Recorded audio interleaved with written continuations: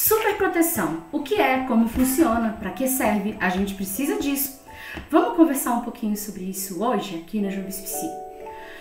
Gente, a primeira vez que eu ouvi falar sobre superproteção foi naquele livro do Marco Antônio de Queiroz, Sopro no Corpo. E para quem não sabe ou não se lembra, o Marco Antônio de Queiroz foi um carioca que ele tinha diabetes e aí ele ficou cego. Tipo assim, um dia ele tá vendo, no outro dia ele não fica vendo. E aí ele entrou em modo desespero over. E pouco tempo depois ele falou, ok, eu estou cego agora e eu preciso viver a minha vida a partir dessa perspectiva. Eu não vou parar de viver porque eu não enxergo. Aí ele começou a dar voltas no quarteirão. E pelo que eu me lembro, a família dele toda comprou a ideia. Vamos entender o que tem para uma pessoa cega. E aí ele acabou entrando em contato com associações de cegos, grupos de cegos, e aí ele teve contato com a superproteção. Eu lembro que tem um exemplo muito bizarro no livro dele, que é de uma menina que era cega de nascença, e a mãe, para colocar ela para sentar, dava um impulso no meio do joelho dela, que daí o joelho dobrava e daí ela sentava, né? Inclusive, ela fez isso com ele também. Então, foi o primeiro contato que ele teve com a superproteção. Isso deixou ele muito assustado. Explicando como é que funciona essa coisa de superproteção. Quando a gente tem uma criança, a gente tem um instinto de proteção. Isso é muito comum. Quando essa criança tem deficiência, é que vem um super instinto de proteção, o que redunda na superproteção. Nossa, então é lógico, é muito legal, porque se a pessoa tem uma dificuldade muito séria, né, uma limitação muito grande, ela é mais vulnerável. Então, como ela é mais vulnerável, ela precisa de proteção para se proteger.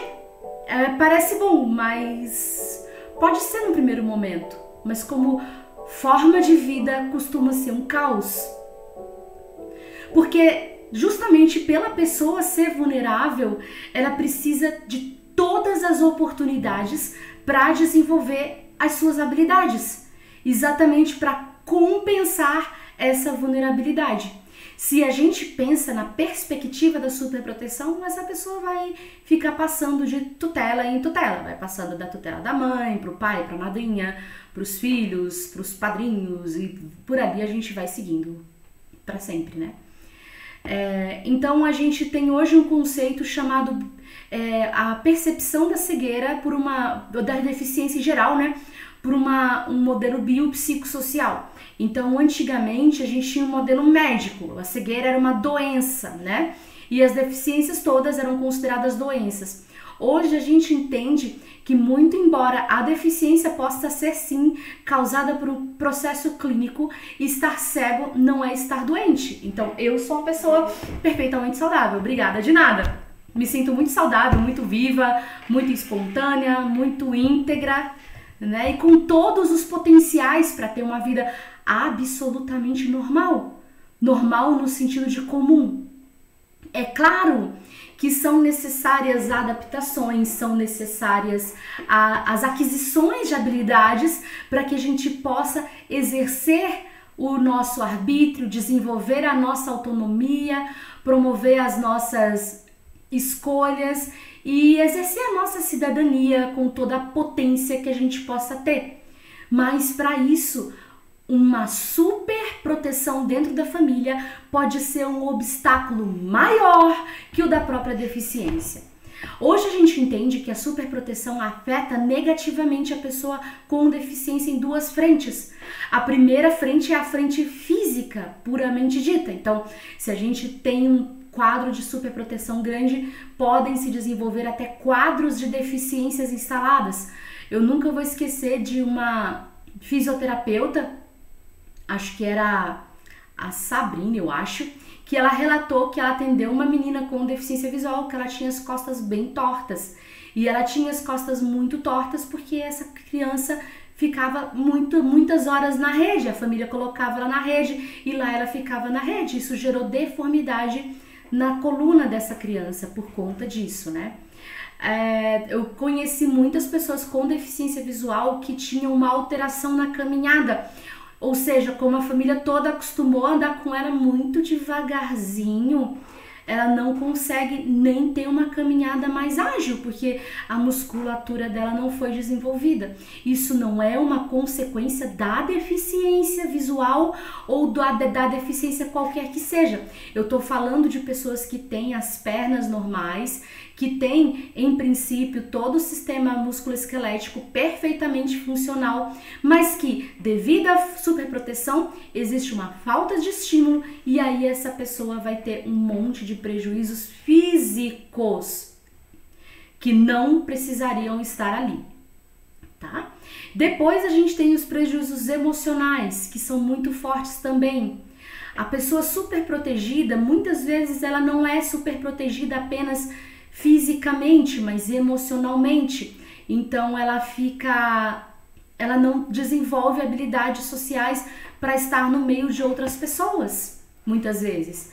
Ela não desenvolve resiliência para lidar com as frustrações do dia a dia. Ela não desenvolve robustez emocional para lidar com o preconceito, que infelizmente é uma tônica da nossa vida.